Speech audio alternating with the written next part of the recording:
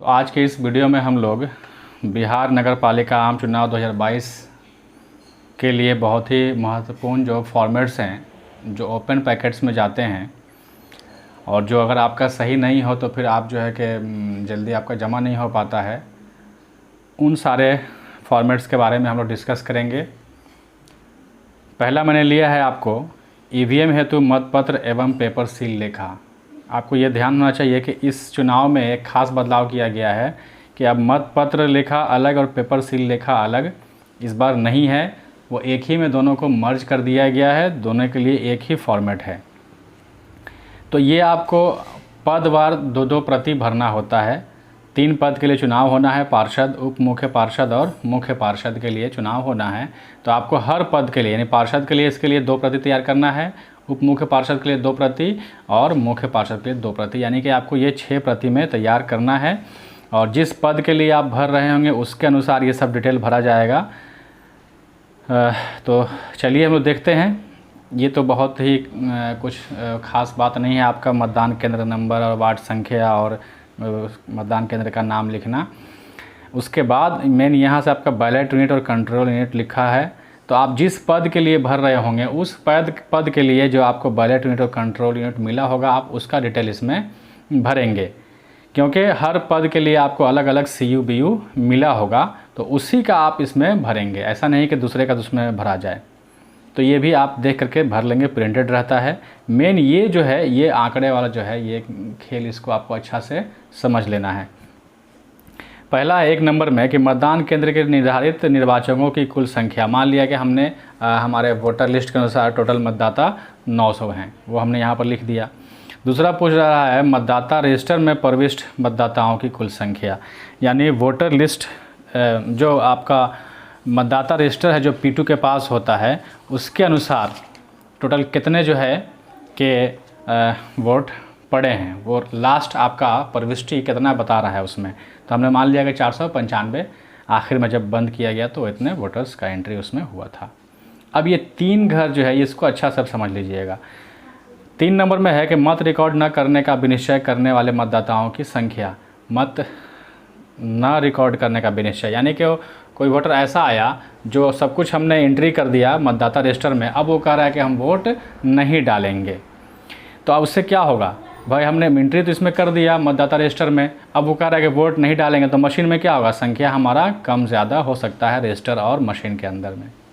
तो ये उसी के बारे में ये 3 लाइन है, इसको हम अच्छा है समझते हैं। हमने एक बार जो है कि 0 करके एक बार संख्या देके फिर 0 करके हमने तीनों को 3 बार समझाने का कोशिश किया है एक ही पेज में। एक ही में हमने जो है कि थोड़ा सा इसको विस्तारित रूप से हमने कोशिश किया है कि आपको अच्छे से इसको हम समझा पाएँ। तो चलिए इसको अच्छा से आप समझ लीजिए। तो मान लिया पहली बार हमने मान लिया कि ऐसा कोई आदमी नहीं आया जिसने जो है कि सारा एंट्री करने के बाद में वो कहा हो कि हम वोट नहीं डालेंगे, ऐसा कोई मामला नहीं आया। दूसरा ये है कि मतदान करने के लिए अनुज्ञात न किए गए मतदाताओं की संख्या, ये भी हमने 0 रखा है। ये क्या होता है अनुज्ञात न करना, ये पीठासीन अधिकारी का अधिकार है कि कोई मतदाता अगर जो है खलल डालता है, वो वोटिंग कंपार्टमेंट में जा कर के मशीन से छेड़छाड़ कर रहा है या बहुत टाइम लगा रहा है, बाहर नहीं निकल रहा है या गोपनीयता भंग करने की कोशिश कर रहा है, उस केस में जो पीठासीन अधिकारी होंगे वो उसको अनुज्ञात नहीं करेंगे वोट डालने के लिए, यानी उसको इजाज़त नहीं देंगे, उसको पुलिस बल की मदद से उसको बाहर निकाल देंगे। तो अब मान लीजिए उसका भी एंट्री आपने रजिस्टर में चढ़ा दिया है, ऐसा मामला अगर आ जाएगा तो फिर जो है आपका रजिस्टर और मशीन में अंतर पाया जाएगा। लेकिन हम इसको ही मान लिए कि ऐसा हमारा कोई मामला पेश नहीं आया। 3 बार समझा रहा हूँ। तो पहला मामला हमने ये ऐसे रखा है, कि मान लीजिए कि ऐसा कुछ भी मामला नहीं आया तो फिर क्या होगा, हमारा जितना रजिस्टर बताएगा उतना ही मशीन भी बताएगा। 495 495 0 एकदम बराबर हो गया।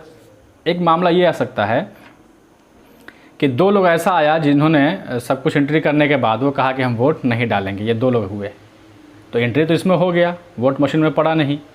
और एक आदमी ऐसा आया जो छेड़छाड़ कर रहा था तो पीठासीन अधिकारी ने उनको जो है कि भगा दिया। एक आदमी ऐसा भी आया, तो ये 2 और 3 लोगों का एंट्री तो इसमें हुआ लेकिन मशीन में उनका वोट नहीं गया। तो क्या होगा, इसमें इसमें अंतर होगा। 492 जो है कि यहाँ पर वोट मशीन में दिखलाएगा। अब एक कंडीशन ये भी हो सकता है कि ऐसा कोई आदमी नहीं आया जिसने जो है कि वोट डालने से मना किया हो, ऐसा कुछ भी मामला पेश नहीं आया जिसको जो है कि वोट डालने से अनुज्ञात ना किया गया हो, सब 0 0 है।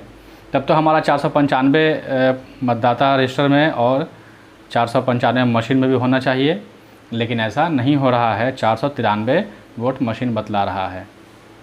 तो फिर जो बाकी ये दो जो फ़र्क है वो कहाँ गया, इसको पहले हम लोग सब छोड़ छाड़ के पहले हम लोग चले आते हैं थोड़ा सा नीचे। ये कॉलम देख लेते हैं 7 का ख। 7 का ख है कि उन मतदाताओं की संख्या जिनको नियम 72 के अधीन निविदत मतपत्र जारी किए गए। तो हमने यहाँ पर 2 लिखा है। पहले वाले केस में 00 हो सकता है, ये 2 मामला में, लेकिन इस वाले में हमने यहाँ पर जब सब कुछ 00 है फिर भी अंतर हो रहा है, इसका मतलब हमने जो है कि 2 निविदत मतपत्र जारी किया है। अब आपको निविदत मतपत्र याद होगा क्या होता है। निविदत मतपत्र वो होता है जो टेंडर वोट कहते हैं, जिसका कभी भी मशीन जो है कि वोट में नहीं पड़ता, उसको जो है इन्वेलप में भर करके रखा जाता है और वो स्टेशनरी पैकेट में जाता है। तो यहाँ जो सब कुछ 00 होने के बावजूद भी दो अंतर आ रहा है, वो आखिर क्यों हो रहा है? तो इसलिए हो रहा है कि 2 लोगों का वोट जो है कि टेंडर वोट पड़ा है और वो इन्वेलप में है। तो इस तरह से 493 और 2 495 हो गया। तो ये आपका जैसा भी सिचुएशन कुछ भी हो सकता है। हमने एक ही फॉर्मेट में 3 तरह से समझाने का कोशिश किया है कि कुछ भी हो सकता है।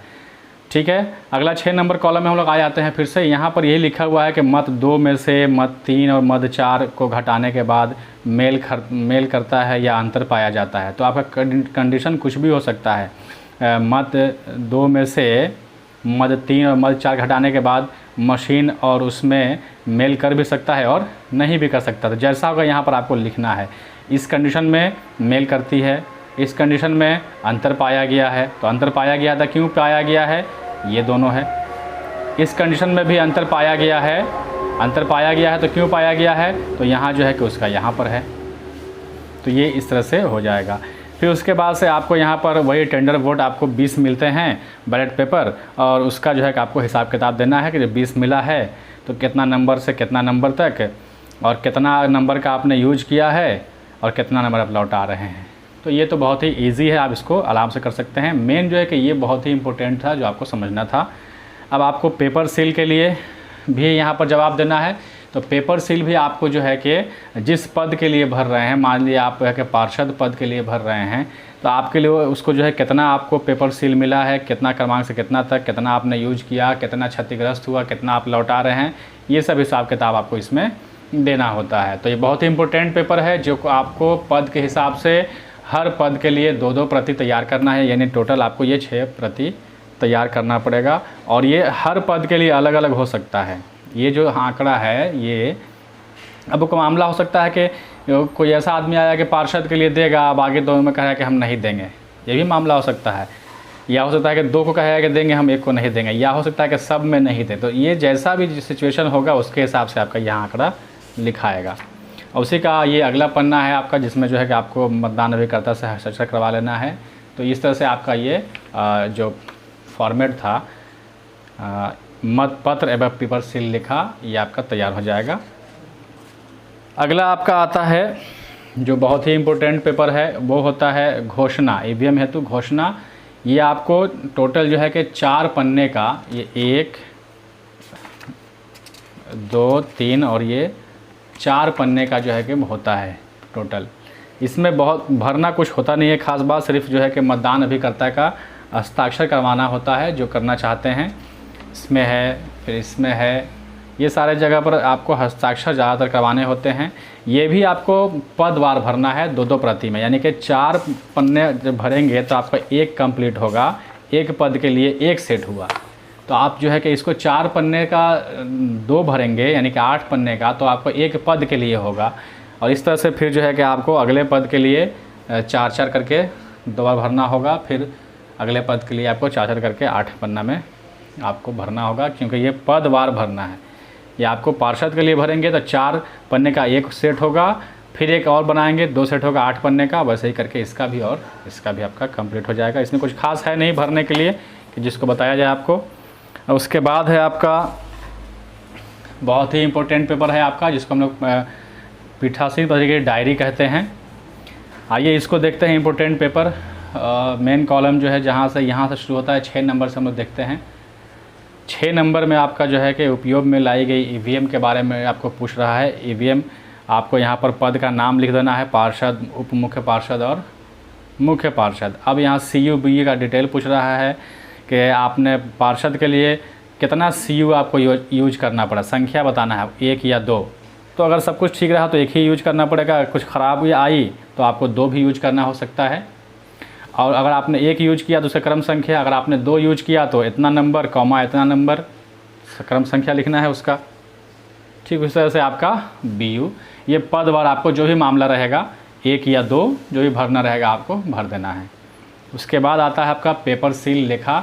अभी आपने पेपर सील लेखा भरा था, उसमें से फिर वही चीज़ यहाँ दिया जा रहा है कि पेपर सील लेखा आपको पदवार मान लिया कि कितना आपको मिला। तो हमने मान लिया कि 4-4 मिला था, 4 इसके लिए, 4 इसके लिए, 4 इसके लिए। पेपर सील का मतलब ग्रीन पेपर सील। अब यहाँ पूछ रहा है कि प्रयुक्त पेपर सील का क्रम संख्या, आपने जो यूज किया वो कौन सा यूज किया। अगर 1 यूज किया आपने इतना नंबर क्रमांक लिख दिया आपने, अगर 2 यूज किया तो इतना, कॉमा इतना, तो जैसा रहेगा आपको इसमें आपको उसको लिखना होगा। फिर आपका आता है स्पेशल टैग के बारे में। स्पेशल टैग आप लोगों को याद होगा, स्पेशल टैग जो है कि CU में क्लोज बटन के पास में सीलिंग के टाइम में लगता है। तो उसका भी सब कुछ हिसाब किताब रहता है, कितना आपको मिला, किस पद के लिए कितना मिला, कितना नंबर से कितना नंबर तक मिला आपको। अब उसमें से आपने कौन सा कितना यूज किया, आपने 1 यूज़ किया कि 2 यूज़ किया। अगर सब ठीक रहेगा तो आपको 1 ही यूज करना पड़ेगा, अगर 2 मशीन आने लगेगी तो 2 आपको यूज करना पड़ सकता है। तो फिर आपने जो यूज किया उसका क्रम संख्या कितना था वो इसमें लिखना है, और फिर जो आप लौटा रहे हैं तो वो जो है कि उसका क्रम संख्या कितना कितना है वो आपको इसमें देना है। उसके बाद है फिर आपका अगला स्ट्रिप सील के बारे में। स्ट्रिप सील आपको पता है ABCD इसमें छपा रहता है, सीलिंग में काम आता है CU के। तो उसको भी जो है आपको तीनों पद के हिसाब से आपको कितना कितना मिला, संख्या जो भी मिला रहेगा आप उसको लिख देना है। क्रम संख्या कितना से कितना तक आपको मिला और कितना आपने यूज किया, 1 यूज किया, 2 यूज किया, कितना यूज किया वो इसमें लिखना है। और फिर कितना नंबर का यूज किया, कितने क्रम संख्या वाला आपने यूज किया और कितना जो नंबर का आप लौटा रहे हैं, ये सब इसमें देना होता है। उसके बाद फिर आता है आपका इम्पोर्टेंट फिर आंकड़ा वाला खेल। मैं बार बार यही कहता हूँ कि ये जो सब कुछ होता है कागज़, जो ये आंकड़ा का खेल होता है, और हर जगह आपका आंकड़ा जो है सही रहता है, मैच करता है, तो आपका तुरंत जो है कि पेपर जमा हो जाता है और आप फ्री हो जाते हैं। और आंकड़ा आपका सही नहीं रहता है, गड़बड़ होता है, तो आप जो है कि घूमते रहते हैं। तो चलिए फिर से आंकड़ा वाला खेल यहाँ शुरू हो जाता है। 10 नंबर में, इसमें 2 नंबर में लिखा हुआ है 10 के 2 में कि निर्वाचक नामावली की चिन्हित प्रति, निर्वाचक नामावली की चिन्हित प्रति किसके पास होता है, ये P1 के पास होता है। तो उसके अनुसार मत देने के लिए अनुज्ञात किए गए निर्वाचकों की संख्या। तो जाहिर सी बात है कि जितना हमारा P2 के रजिस्टर में संख्या बता रहा होगा उतना ही जो है कि टिक जो है कि P1 ने भी किया होगा निर्वाचक नामावली में। तो ये दोनों हमारा सेम हो जाएगा। ये 495 अभी आपने भरा था, याद होगा आपको। अभी आपने मत पत्र लिखा और पेपर सील लिखा भरा था, उसमें आपने जो है कि यहाँ पर दिखाया था कि मतदाता रजिस्टर में प्रविष्ट मतदाताओं की कुल संख्या 495। तो एक बार आपने यहाँ 495 लिखा है तो जाहिर सी बात है कि यहाँ भी वही होगा। अब यहाँ कुछ और वहाँ कुछ और लिख दीजिएगा, फिर घूमते रह जाइएगा आप। तो ये यहाँ पर लिखा गया। फिर उसके बाद है वोटिंग मशीन के अनुसार रिकॉर्ड किए गए मतों की संख्या। तो वोटिंग मशीन में कितना वोट बता रहा है, तो अभी हमने आपको यहाँ पर 3 तरह से समझाया था। ये हमने फिर यहाँ 3 तरह से कोई भी लिख दिया है कि आपको जैसा भी रहे आपको इसमें से कोई एक ही लिखाएगा जो आपका आंकड़ा रहेगा। 495 तो 495, 492 तो 492, अगर 493 तो 493, जैसा आपका सिचुएशन रहेगा वो उसके हिसाब से आपका यहाँ पर। मेरे कहने का मतलब ये है कि ये एक बार आप अगले पन्ना पर भर चुके हैं, अगले फॉर्म में भर चुके हैं, उससे ये मैच करना चाहिए। सेम चीज़ जब पूछा जा रहा है तो एक ही बात को चाहे जितनी बार पूछा जाए आपका आंसर वही होना चाहिए, वो डिफ़र नहीं करना चाहिए। तो आपका सब कुछ सही रहेगा। उसके बाद यहाँ पर P1 हस्ताक्षर करेंगे और यहाँ पर P2 का हस्ताक्षर होगा। फिर नीचे आइए, अब यहाँ देखिए पूछा गया है मतदाता सूची में दर्ज मतदाताओं या मतदान करने वाले मतदाताओं का विवरण। अब यहाँ आपका पूछा जा रहा है कि मतदाता सूची में दर्ज कुल मतदाता कितने हैं, पुरुष कितने हैं और महिला कितनी हैं और योग कितना हुआ। तो ये आपने दिखाया था, यहाँ पर आपने लिखा था कि हमारा मतदाता केंद्र के निर्धारित निर्वाचकों की संख्या 900 है। तो जाहिर सी बात है 900 आपने यहाँ लिखा, तो यहाँ भी आपका 900 ही होना चाहिए और पुरुष और महिला मिलकर भी 900 ही होना चाहिए। अगला कॉलम है मतदाता जिन्होंने मतदान किया। 468 में से 322 लोगों ने वोट डाला है और 432 में से महिलाओं में से 173 लोगों ने वोट डाला है, कुल 495। अब ये पुरुष कितने वोट डाले और महिला कितने वोट डालें, ये कहाँ से मिलेगा, कौन रिपोर्ट देगा आपको? ये P1 आपको बताएंगे लास्ट में कितने पुरुष ने वोट डाला और कितने महिलाओं ने वोट डाला। अब ये कुल मिलकर के 495 आपका होना चाहिए, क्योंकि आपने यहाँ भी भरा है कि मतदाता रजिस्टर में प्रविष्ट मतदाताओं की कुल संख्या 495 आपने यहाँ लिख दिया है एक बार, तो यहाँ भी वही होना चाहिए, वो डिफ़र नहीं करना चाहिए, ये आपको ध्यान रखना है। अब जो है कि इसका प्रतिशत पूछ रहा है, तो पुरुष का पुरुष से निकलेगा प्रतिशत और महिला का महिला से निकलेगा प्रतिशत। तो आपको ये निकालने आता है 322 बटे 468 गुने 100 इतना प्रतिशत हो जाएगा, और 173 भागे 432 गुने 100 कितना प्रतिशत हो जाएगा। और 900 में से 495 ने वोट डाला तो 495 भागे 900 गुने 100 55% हो जाएगा ये। अब आप यहाँ पर जो है कि ये गलती नहीं करिएगा कि ये दोनों मिल करके ये वाला प्रतिशत नहीं आ रहा है, ये आपका नहीं मिलेगा, क्योंकि ये कुल पर निकाला गया है और ये जो है कि पुरुष का पुरुष से और महिला का महिला से निकाला गया है। अगर ये 322 का 900 पर 322 का निकाला जाता, 900 पर 173 निकाला जाता और जो यहाँ प्रतिशत आता ये मिल गई आपका बराबर हो जाता। इसलिए आप इसको मैच करने के चक्कर में नहीं पड़िएगा, ये आपका आंकड़ा सही है। आइए अगले पन्ना पर चलते हैं। इसी का अगला पन्ना है आपका, जिसमें जो है कि मतदान के दौरान अभ्यर्थियों और उनके अभिकर्ताओं की उपस्थिति के बारे में है। ये आपका पद छपा हुआ है, ये दिया हुआ है निर्वाचन लड़ने वाले अभ्यर्थियों की संख्या। अब पार्षद के लिए कितने लोग चुनाव लड़ रहे हैं, उप मुख्य पार्षद के लिए कितने और मुख्य पार्षद के लिए कितने, ये जितना आंकड़ा रहेगा आप उसको लिख दीजिएगा। ये मैंने यहाँ पर अपने हिसाब से लिख दिया है। अब यह है उपस्थित अभ्यर्थियों एवं अभिकर्ताओं की संख्या। उपस्थित कह रहा है, उपस्थित का मतलब आपके बूथ पर क्या ऐसा तो कोई अभ्यर्थी नहीं है जो खुद बैठ करके अभिकर्ता वाला काम कर रहा हो, या उनके निर्वाचन अभिकर्ता तो नहीं है जो वहाँ बैठ के काम कर रहा हो। अगर वो उसमें से कोई है तो उसका संख्या देना है आपको। यानी कि पार्षद के लिए 14 चुनाव लड़ने वाले लोग हैं, तो क्या उसमें से कोई अभ्यर्थी भी बैठ करके वो अपना वहाँ पर काम देख रहा है या उनके निर्वाचन अभिकर्ता हैं, तो यहाँ उसका संख्या होगा तो देना है। हमने लिखा है कि नहीं, ऐसा कोई नहीं था। उन लोगों के मतदान अभिकर्ता आए थे। 14 लोग चुनाव लड़ रहे हैं पार्षद के, जिसमें से 3 कैंडिडेट के मतदान अभिकर्ता आए थे, और उप मुख्य पार्षद के लिए 12 लोग चुनाव लड़ रहे हैं, जिसमें से 5 कैंडिडेट के मतदान अभिकर्ता आए थे। वैसे ही हमने इसका भी लिखा है। तो इस तरह से आपका ये कंप्लीट हो जाएगा। फिर नीचे जो है कि कुछ पॉइंट्स हैं आपको जिसको भरना होता है। ये बहुत ही ऐसा कुछ नहीं है जिसको आप जो है कि नहीं भर सकते हैं। ये वहाँ सिचुएशन के ऊपर से पूछा गया है, जैसा मामला आपका रहेगा इसको आप आसानी से वहाँ हाँ ना में जवाब दे सकते हैं। इसको आप कंप्लीट कर देंगे तो आपका ये जो डायरी होता है, बहुत ही इम्पोर्टेंट पेपर, ये आपका कंप्लीट हो जाएगा। चलिए, उसके बाद आता है आपका अगला पन्ना है जो वोटर टर्न आउट कहलाता है। ये भी बहुत ही इम्पोर्टेंट पेपर है आपका, जिसमें टोटल जो है कि वोटर का डिटेल देना होता है। यहाँ भी कुल मतदाता का विवरण पूछ रहा है, कितने पुरुष और कितने महिलाएं।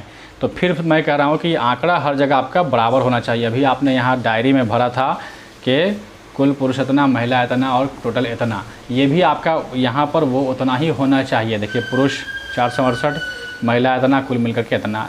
ऐसा नहीं कि यहाँ पे कुछ और लिख दिया, यहाँ कुछ और हो गया। एक ही बात को बार बार कह रहा हूँ, अगर 10 जगह भी लिखवाया जाए तो हमारा 10 जगह भी आंसर वही होना चाहिए, डिफ़र नहीं करना चाहिए। उसके बाद से आपसे पूछा जा रहा है कि मत डाले गए मतदाता का विवरण, कितने पुरुष कितने महिलाओं ने वोट डाला। तो आपने अभी यहाँ पर भरा था 322, 173, टोटल 495, ये आपका यहाँ पर आप भरेंगे। ये प्रतिशत टोटल का पूछ रहा है तो आपने यहाँ टोटल वाला लिख देंगे। अब ये कॉलम है जिसमें पूछ रहा है कि कितने लोगों ने निर्वाचक फ़ोटो पहचान पत्र यानी ईपिक के द्वारा वोट डाला और कितने जो है कि अदर दैन ईपिक डॉक्यूमेंट लेकर के आए थे। ये आपको कौन देगा आंकड़ा, ये आपको बताएगा आखिर में P2 जो है कि मतदाता रजिस्टर में कॉलम में नंबर अभियुक्ति वाला जो कॉलम होता है लास्ट में, उसमें जो है कि वो नोट करते जा रहे हैं कि ईपिक लेकर के आया था तो कोडिंग 1 किया उन्होंने, और अदर दैन ईपिक कुछ लेकर के आया है तो उसके लिए कोडिंग उन्होंने 2 किया है। तो वो आपको लास्ट में गिन के बताएंगे। और ये दोनों मिलने के बाद, दोनों संख्या जुड़ने के बाद जो आपका मतदाता रजिस्टर में टोटल संख्या बता रहा है 495, ये उतना हो जाना चाहिए।